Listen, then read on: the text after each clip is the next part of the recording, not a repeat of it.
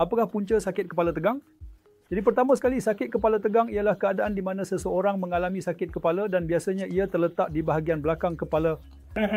Dan kemudian mereka sangat menderita kerana sakit kepala ini boleh berulang, ia boleh berlaku secara berulang-ulang.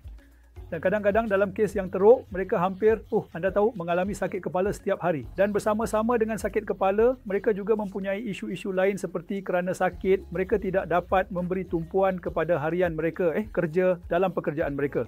Jika mereka seorang pelajar, mereka tidak dapat fokus pada pelajaran mereka dan ia juga mengganggu kualiti tidur mereka.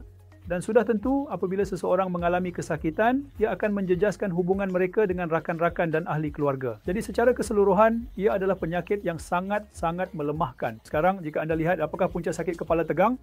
Jadi yang pertama sekali seperti namanya tegang, jadi puncanya adalah ketegangan. Apabila kita sebut ketegangan, kita bercakap tentang ketegangan mental dan juga ketegangan fizikal. Jadi pertama sekali saya akan bercakap tentang ketegangan mental ataupun stres. Dari darpa ini, alalan datain, apabila saya melihat pasien di klinik, sangat jarang seseorang berkata, "Doktor, saya bebas daripada stres," yang bermakna hampir semua orang mengalami stres. Jadi stres itu boleh datang daripada pekerjaan, kerja, hubungan antara peribadi, kadang-kadang juga tekanan kewangan. Jadi inilah pelbagai jenis stres yang perlu dihadapi oleh orang ramai. Dan jika ia berlebihan, ia boleh menyebabkan sakit kepala tegang. Yang kedua ialah ketegangan fizikal. Jadi pada masa kini, waktu bekerja adalah panjang dan kebanyakan pekerjaan juga bersifat sedentari. Jadi orang ramai perlu melihat komputer riba, tablet atau telefon mereka untuk tempoh yang lama dan itu memberikan banyak tekanan dan ketegangan pada otot, oksipital dan leher dan itu adalah salah satu pencetus. Yang ketiga ialah kurang tidur. Lihat, tidur adalah salah satu pil paling berkuasa untuk mencegah penyakit. Kekurangan tidur akan menyebabkan lebih banyak penyakit. Jadi pada masa kini, kebanyakan orang, anda tahu kurang tidur. Tempoh tidur normal adalah 7 hingga 9 jam. Tetapi kita lihat ada orang yang hanya tidur 4 jam, 5 jam. Dan kekurangan tidur juga boleh mencetuskan sakit kepala tegang. Dan satu lagi ialah bekerja berlebihan. Kerana kita tahu bahawa setengah CEO terkenal organisasi besar, mereka telah mengagung-agungkan kerja selama 70 jam seminggu. Itu mungkin baik untuk syarikat tetapi sudah pasti bagi individu bekerja berlebihan tidak baik.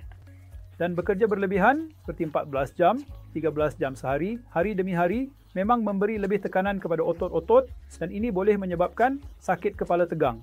Dan akhirnya peranan aktiviti fizikal.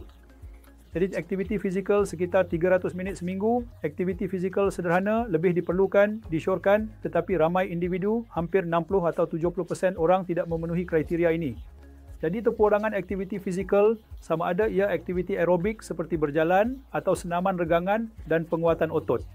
Jika orang tidak melakukannya dengan secukupnya, sekali lagi ia boleh anda tahu meningkatkan risiko sakit kepala tegang. Jadi secara ringkasnya, jika kita ingin mengelakkan sakit kepala tegang, yang pertama ialah urus tahap tekanan anda, cuba kurangkan tekanan tersebut.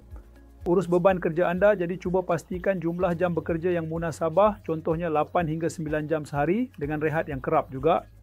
Dan jika anda bekerja di hadapan komputer untuk tempoh yang lama, terdapat satu kaedah yang dipanggil peraturan 20-20-20, di mana setiap 20 minit anda perlu melihat sesuatu yang berada 20 kaki jauhnya selama kira-kira 20 saat, supaya tekanan pada leher anda dapat dikurangkan. Dan kemudian ada satu keadaan yang dipanggil sindrom leher teks, di mana anda sentiasa melihat telefon bimbit anda seperti ini untuk tempoh yang lama. Sekali lagi, ia boleh memburukkan sakit kepala dan sakit leher anda. Dan akhirnya peranan aktiviti fizikal juga penting, jadi libatkan diri dalam aktiviti fizikal secara berkala, lakukan senaman regangan untuk leher dan belakang dan sudah pasti kita boleh mengurangkan kejadian sakit kepala tegang.